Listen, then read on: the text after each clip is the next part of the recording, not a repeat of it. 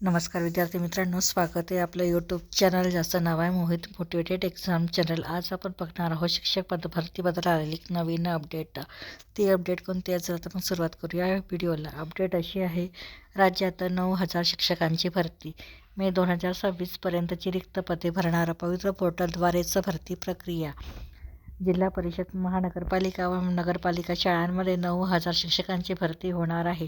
त्यात 2024-25 आणि मे 2026पर्यंत सेवानिवृत्त होणाऱ्या रिक्त जागांचा देखील समावेश असणार आहे. पवित्र पोर्टलद्वारेच ही भरती होणार असून मार्चपासून भरती प्रक्रिया सुरू होईल, असे शालेय शिक्षण विभागातील वरिष्ठ अधिकाऱ्यांनी सांगितले. राज्यातील अनेक जिल्हा परिषदाच्या शाळांमध्ये पटसंख्येच्या प्रमाणात शिक्षक कमी आहेत. अनेकदा शिक्षक नसल्याने विद्यार्थ्यांना आंदोलने करावी लागल्याचे अनेकदा पाहायला मिळाले. यावर हिवाळी अधिवेशनात आमदारांनी प्रश्न उपस्थित करीत शिक्षक भरतीची मागणी केली होती. या पार्श्वभूमीवर आता पहिल्यांदाच मे 2026पर्यंत सेवानिवृत्त होणाऱ्या शिक्षकांची पदे देखील भरली जाणार आहेत. दरवर्षी जिल्हा परिषदांसह महानगरपालिका, नगरपालिकांच्या शाळांमधील 5,700 पदे रिक्त होतात.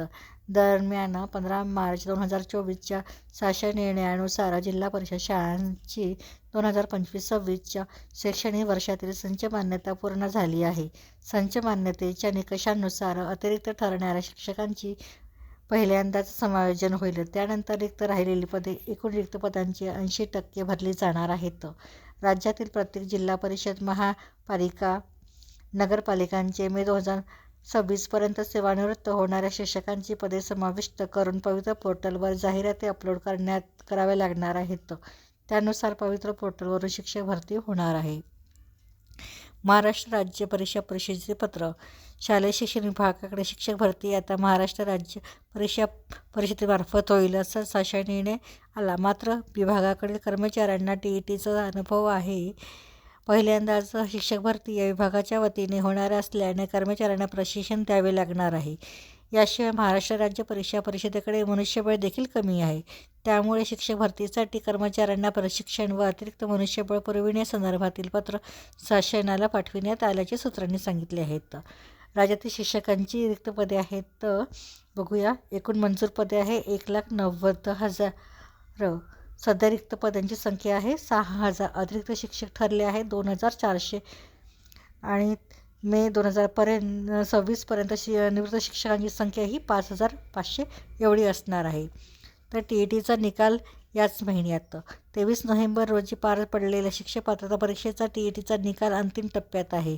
महाराष्ट्र राज्य परीक्षा परिषदेकडून उत्तीर्ण उमेदवारांच्या उत्तरपत्रिकांची पडताळणी सुरू आहे. 31 जानेवारीपूर्वीच TETचा निकाल जाहीर होईल, असे ही वरिष्ठ अधिकाऱ्यांनी सांगितले. या परीक्षेत उत्तीर्ण उमेदवार देखील शिक्षक भरतीत सहभागी होऊ शकतील.